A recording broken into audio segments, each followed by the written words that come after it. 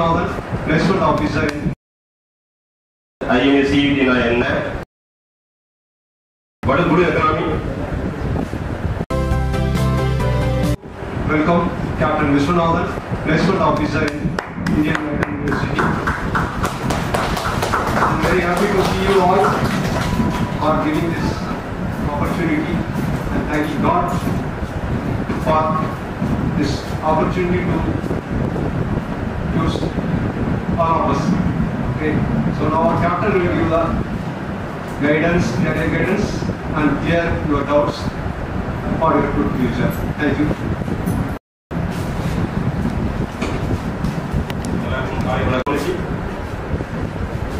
கப்பல் இதுவரைக்கும் எத்தனை பேர் பார்த்துருக்கீங்க? இல்லை கப்பலை பற்றி ஓரளவுக்கு தெரியும் அப்படிங்கிறவங்க, தெரியாதவங்க யாராவது இருக்காங்களா?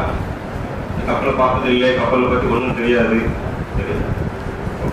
ஸோ நம்ம இன்னைக்கு டிஸ்கஸ் பண்ண போகிற ஆக்சுவலாக நான் ஒரு சின்ன இன்ட்ரோடக்ஷன் கொடுத்துருக்கேன். என்னை பற்றி 23 வருஷம் கப்பலில் வேலை பார்த்தேன். 23 வருஷத்துல கிட்டத்தட்ட 17 வருஷம் வந்து மெர்ச்சன்ட் வெசல் ஆயில் டேங்கர், மீதி 7 வருஷம் வந்து ஆஃப்ஷோர் டிபி வெசல்ஸ் அப்படின்னு சொல்லி அது ரிசர்ச் ஹெவி லிஃப்ட் அப்படின்ட்டு ஆஃப்ஷோர் இண்டஸ்ட்ரி. ஃபிஷரிஸ்ல 4 வருஷம், இப்போ IMU 1.5 வருஷம். நானும் பக்கத்து ஊர் தான். எனக்கு அதுக்கு கப்பலை பார்க்கும்போது தான் முதல்ல கப்பலுக்கு போனோம். தமிழ் மீடியத்தில் படித்தவங்க தான். ஸோ அதனால வந்து அந்த காலத்தில் ஓரளவுக்கு நமக்கு பயம் இருந்தாலும் கப்பலில் போகும்போது நம்மளும் இங்கிலீஷும் தெரியாது, ஹிந்தியும் தெரியாது. பட் எப்படியோ ஒரு 1.5 வருஷம் நம்ம ட்ரை பண்ணி கப்பலை ஜாயின் பண்ணிட்டோம். அதுக்கு நம்ம நான் வந்து என்னையே எப்படி டெவலப் பண்ணிக்கிட்டேன் அப்படின்றது தான் அதுக்கு பிறகு ஒரு முக்கியமான ஒரு நிகழ்வு. அதே மாதிரி நிலைமையில தான் நீங்க நிறைய பேர் இருப்பீங்க. 12 முடிச்சிருக்கீங்க, உடனே ஜாயின் பண்ணணும் அப்படின்ட்டு. நம்ம இன்னைக்கு உள்ள ஸ்பீச்ல வந்து 2 விஷயம் நான் சொல்லுவேன். ஒண்ணு வந்து இண்டஸ்ட்ரி. நீங்களா இதை யாரும் செலக்ட் பண்ணிருக்கீங்க அப்படிங்கிற காரணம் நல்ல காரணமா இருந்தாலும் முழுமையான காரணம் உங்களுக்கு தெரிஞ்சிருக்கிறதுக்கு வாய்ப்பு இல்லை. எனக்கே முழுசும் தெரியாது. இன்னும் 10 வருஷத்துக்கு பிறகு மெரிடைம் இண்டஸ்ட்ரி எப்படி இருக்கும் அப்படின்ட்டு. ஏன்னா அதுதான் முக்கியம். அப்படி இல்லைன்னா உங்களுக்கு இண்டஸ்ட்ரி வந்து டவுன் ஆகிட்டு அப்படின்னாச்சுன்னா வேலைவாய்ப்பும் குறைஞ்சிடும். முதல்ல இண்டஸ்ட்ரி என்னன்னு ஓரளவுக்கு நான் விவரமா சொல்லுவேன். அதுக்கு பிறகு வந்து எப்படி ஜாயின் பண்ணணும், பிரைவேட் என்ன இருக்குது, IMA CET na என்ன, IMU வந்து என்னென்ன கோர்சஸ் இருக்குது, IMU வந்து என்னென்ன லாபம் நமக்கு அப்படிங்கறத வந்து நம்ம தெளிவா பார்த்துவோம். முதல்ல இண்டஸ்ட்ரி. இப்போ முழு எக்கனாமிக்ஸ் நீங்க எல்லாமே கேள்விப்பட்டிருக்கீங்க இல்லையா? what is முழு economy? Sustainable SDGs, sustainable development கோல் அப்படிங்கிறதுலாம் யுனைடெட் நேஷன்ல இருந்து ஆரம்பிச்ச ஒரு சில சொற்கள்.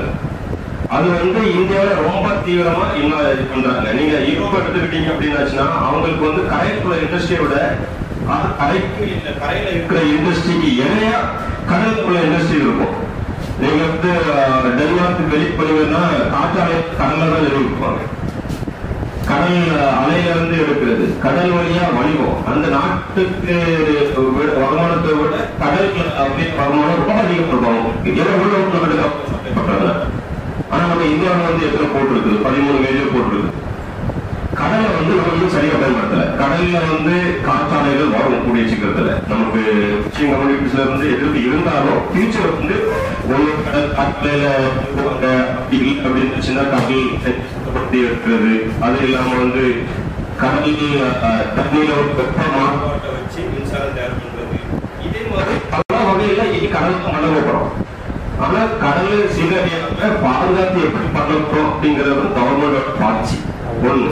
ரெண்டாவது, இப்போ வந்து இன்டர்நேஷனல் லெவல்ல வந்து 12% வந்து இந்தியர்கள் இருக்காங்க சீபரா. அதை வந்து 25% மாற்றணும் அப்படின்னு சொல்லி 2030 2047 டார்கெட் வச்சுட்டாங்க. அப்போ மினிஸ்ட்ரியில இருந்து நிறைய புஷ். ஆட்கள் எப்படி சொல்ல போறீங்க, க்ரூஸ் இண்டஸ்ட்ரீஸ், அதாவது குரூஸ் ஷிப்ஸ் வந்து எப்படி டெவலப் பண்ண போறீங்க அப்படிங்கிற ஒரு சூழல்ல வந்து நிறைய அழுத்தம். அதனால கவர்மெண்ட் என்ன சொல்றாங்க அப்படின்னாச்சுன்னா 12% இருந்து 20% எப்படி ஆக்குவீங்களோ அப்படிலாம் முயற்சி பண்ணுங்க அப்படிங்கிற ஒரு அழுத்தம் இருக்குது. அதனால சீப்பரோட எண்ணிக்கை அதிகமாக. மூணாவது, உலகத்துல வந்து ட்ரேட் நீங்க எடுத்துக்கிட்டீங்கன்னா வணிகம் அப்படின்னு கேட்டீங்கன்னா கடல் வணிகம் 90% பொருள்களை பை வால்யூம் டிரான்ஸ்பர் பண்றாங்க. இப்பெல்லாம் பாத்தீங்கன்னா நம்ம ஊர்ல தூத்துக்குடியில காற்று அந்த உள்ள அந்த பிளேடு எல்லாமே எக்ஸ்போர்ட்டும் பண்ணுவாங்க, இம்போர்ட்டும் பண்ணுவாங்க.